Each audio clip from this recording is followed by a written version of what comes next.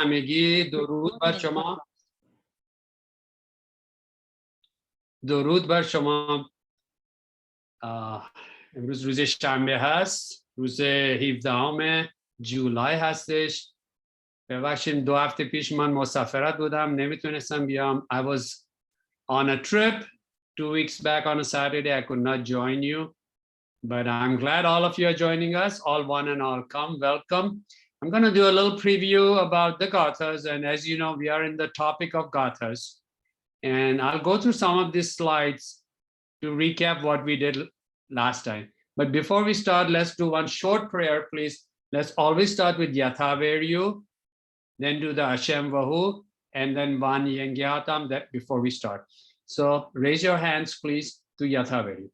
Yatha Ahu Veryu Atarato Shashati Dachao. Mangehush Dasdam Anangush Shautananameng Yosh Mazdai. Shatrim cha Auraya Imdarigu Budadadwastaren. Hashem Vahu Vahishtamasti Ushtasti Ushtamai Yadashai Vaishtayashem. Yenge Hatamat Yesnipeti Vangu Mazda Uruvita Ashada Chao Yangam Chao Tans Chao Tao Chao Yazmaide. Thank you very much. Just one small thing I want to point out to you. The Yatha Ahu Veryu prayer is also called the Ahunavar prayer. Ahunavar. I want to tie it together when we do the Ahunavarti Gatha. But remember that Ahunavar or Ahunavarya. It is also called Ahunavarya prayer. So let's do a little recap. As you know, our Gathas are very short. And where do you find them? Absolutely intact. They are in our prayers called the Yasna prayers. Very easy to remember. Yasna, which has 72 chapters. And just to recap, the first Gatha, or Ahunavarti Gatha, also called the Ahunavat Gatha, has only 7 chapters, which are chapters 28, 29, 30, 31, 32, 33, and 34. And they are consisting of 100 verses. Exactly. Can you believe that? 100 verses. These are all beautiful coincidences. And then the second Gatha, of course, is Ushtavat Gatha, which has 4 chapters. In the Yasna prayers, chapter 43, 44, 45, and 46, 4 chapters. It has 66 verses. The third chapter, which is also Spentamati or Spentamat Gatha, is 4 chapters, 47, 48, 49, and 50. There are 41 verses in it. The fourth Gatha is Wo Chashat, and it has only 1 chapter, 51, and it contains 22 verses. And the final Gatha, the 5th Gatha, is Vaishtu Eshti Gatha or Vaishtu Esh Gatha, has 1 chapter or chapter 53, and it contains only 9 verses. That's the beauty about this. Now, I consider all Gathas to be of value to us, but to me, the 100 verses of the first Gatha, the Ahunavarti Gatha or Ahunavat Gatha, are very, very important. Now, the first Gatha or Ahunavarti Gatha, Ahunavat Gatha, I'm discussing, and I've studied it very well, and I'm going to discuss based on my book, which is available on digital format, or is available in print through the Darimir or any other place. You can pick it up over there. Maybe if you want a copy of it, I can send you a digital copy of the Ahunavarti Gatha. And I base my teachings. And I just want you to know many, many, many, many, many, many Gatha scholars and Gatha writers and Gatha books may be slightly different in their interpretation. So if you find a different interpretation of the Ahunavarti Gatha somewhere else, don't say, okay, that is correct or this is correct. All are correct. All of these interpretations are what a person feels and wants to interpret from the Gatha. For example, poetry. If you read a poem, the poet wrote the poetry, But if you give it to 100 people, each of the 100 people will interpret that poem according to their own needs and according to what they think about it. Not that one is right or one is wrong. It's just an interpretation. So the Aunavaiti Gatha is my interpretation of what Ashuzartush wanted us to say, or what he wanted to teach. So what does Aunavaiti mean? Ahunavar, Ahunavaiti. Remember, Yathavari prayer is Aunavar or Ahunavarya. Aunavaiti means divine will or essence. And in the Yathavari prayer, again, it discusses, and I'm discussing in Aunavaiti, it means I am ready to sacrifice. And just like in this prayer, Ashuzartush is sacrificing himself to offer himself to fulfill God's wishes and be in the service of Ahura Mazda's will and wisdom. Very important to know. Then, so the Aunavaiti Gatha is, again, I told you, has 7 chapters. It starts in chapter 28 of the Yasna prayers and ends in chapter 34 of the Yasna prayers. Now, this is in a poetry form. So just like if you look at any poetry in the old days, we always had rhyming. We had a number of verses. We had a number of syllables in each of the words. So it is something that you should read it in a poetry form when you read it. It's not in a prose form like the Vandidad, for example. And I consider the Aunavaiti Gatha to be the essence of and the longest of all the 5 Gathas. So most of the things he wanted to formulate in his thesis, in his mission in life was in the Aunavaiti Gatha. So let's take it in further. So the beauty about Aunavaiti Gatha, it is the structure. It comes in 100 verses, and each verse has 3 lines, like the Yathavari prayer. If you know the Yathavari prayer, see it has 3 lines, each with different syllables. The first in Yathavari, for example, the first line has 8, the second line has 6, and the third line has 7. In the same way, the structure of the verses of the Aunavaiti Gatha, each line has either 7 to 9 syllables, 8 and 8 syllables, or 9 and 7 syllables. Usually, most of these verses usually should end in 48 syllables for each of the 3 lines of the verses of the Aunavaiti Gatha. So that's the structure of the Aunavaiti Gatha. I'm just giving you a little background on it so you can appreciate it better. Now, my interpretation when I read the 7 chapters of the Gathas, this is what Ashuzartush actually meant or titled himself when we recite the Yasna, the 7 Gathas. Sorry, the 7 verses, 7 chapters of the Aunavaiti Gatha. So in Yasna 28, and you can see it on the screen, the first, and this is the first chapter, he says, Ashuzartush says, I'm committing myself to the service of not myself. I don't want any gain from this. I want it in the service of mankind as a whole during his time. Yasna 29, the second chapter of the Aunavaiti Gatha, introduces himself. He says, I'm declaring that this is a mission I've chosen, and I'm introducing myself. Who am I? I'm Ashuzartush. I'm introducing myself to the world that I know of in front of me. Chapter 3, which is Yasna 30, he's now outlining in short what is his message. And he does come out verse by verse by verse to discuss his own message to mankind. Now, in chapter 4, which is Yasna 31 of the Aunavaiti Gatha, he's discussing himself, the ideologies of the prophet. What do I have to do as a prophet? What do I have to do? What is my ideology? What is my theory? What is my basis of promoting this this a message of wisdom, this message of Avram Mazda, this message of this one supreme God. And how do I tell my people to follow good versus not good?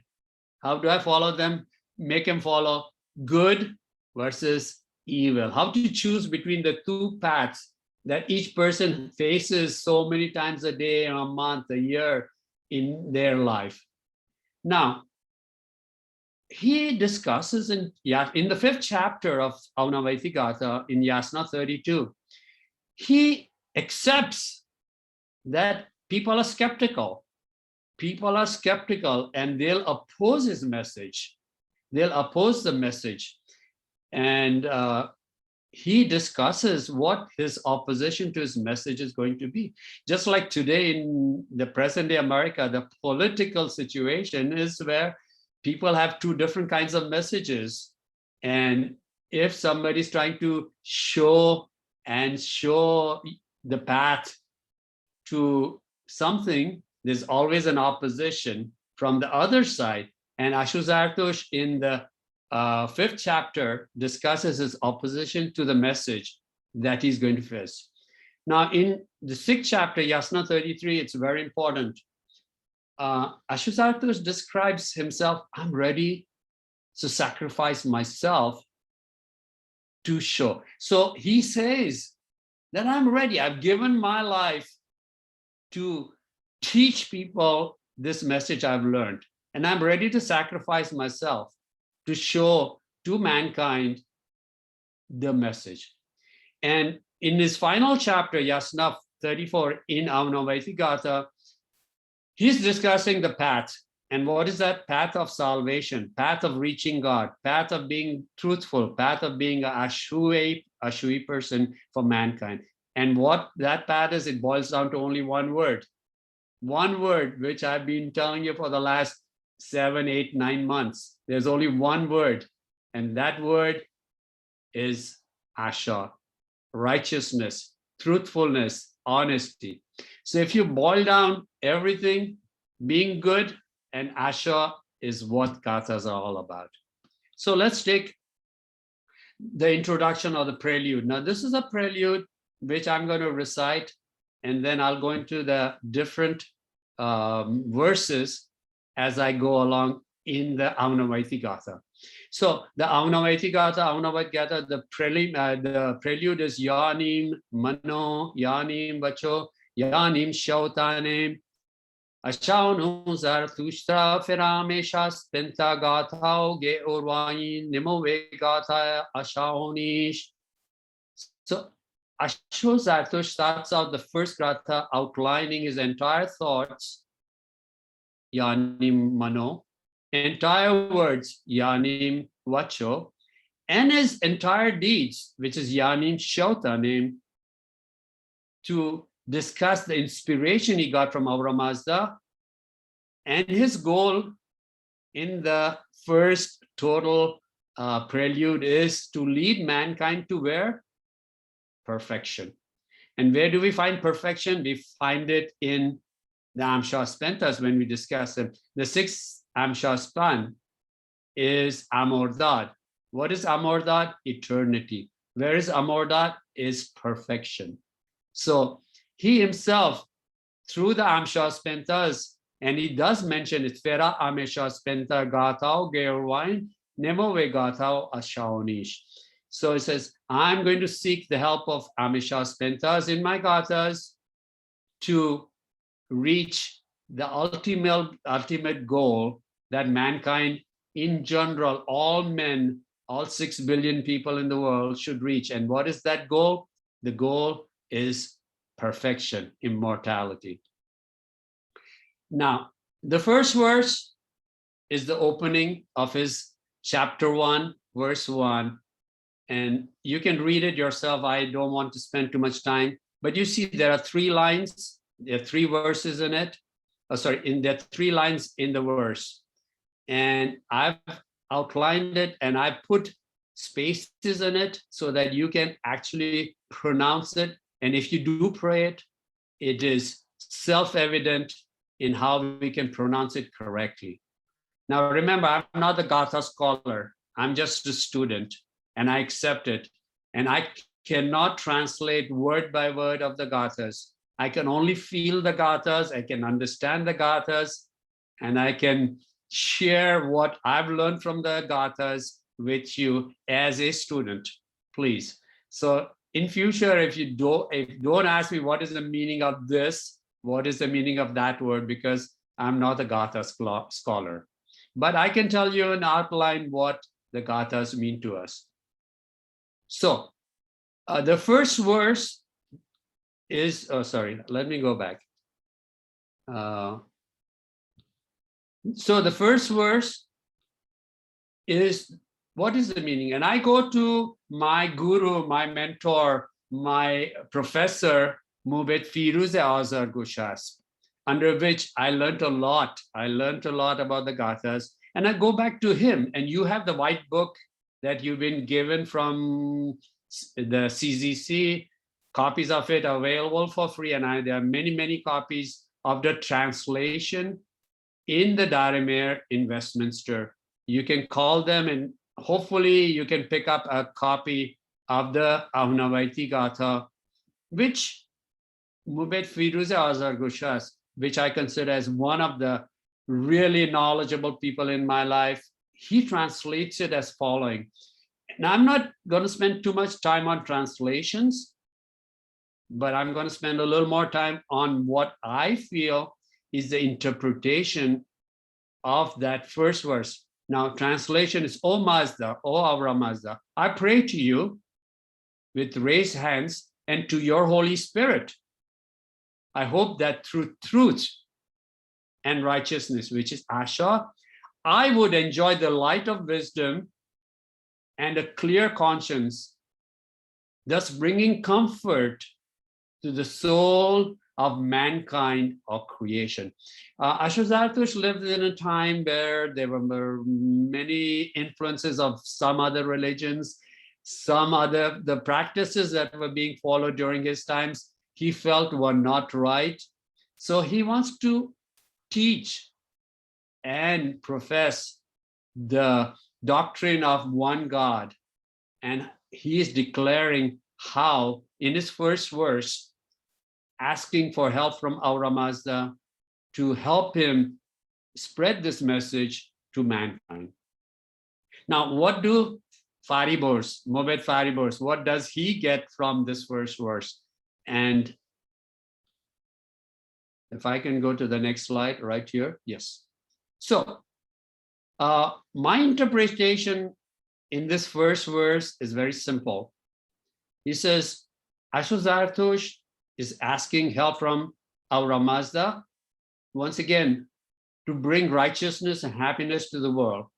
But I think that he's trying to say, and that word Khashnevisha is very important, to bring solace. Solace means peace, to bring comfort.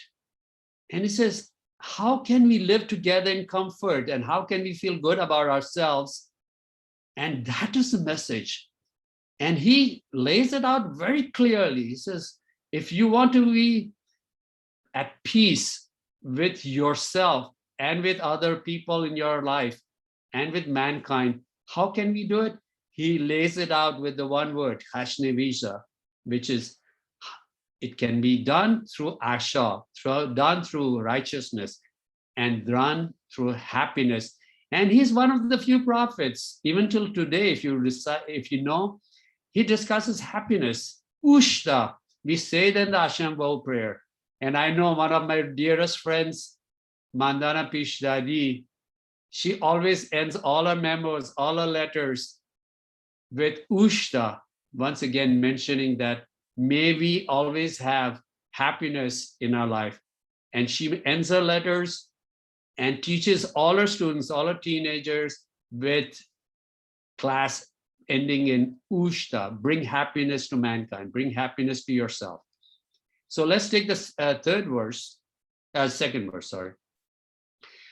I just want to continue. I just want you to know that there are two philosophies in Gathas. And in Yasna 28, the philosophy is truth, asha, righteousness, and how we select truth and the path of truth against the afflicted world, which is deception, violence, evil doing. And it is prevalent.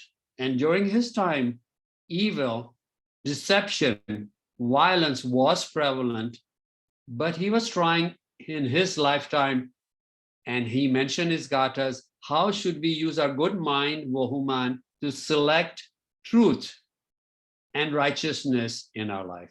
So it's all about truth, righteousness, and asha.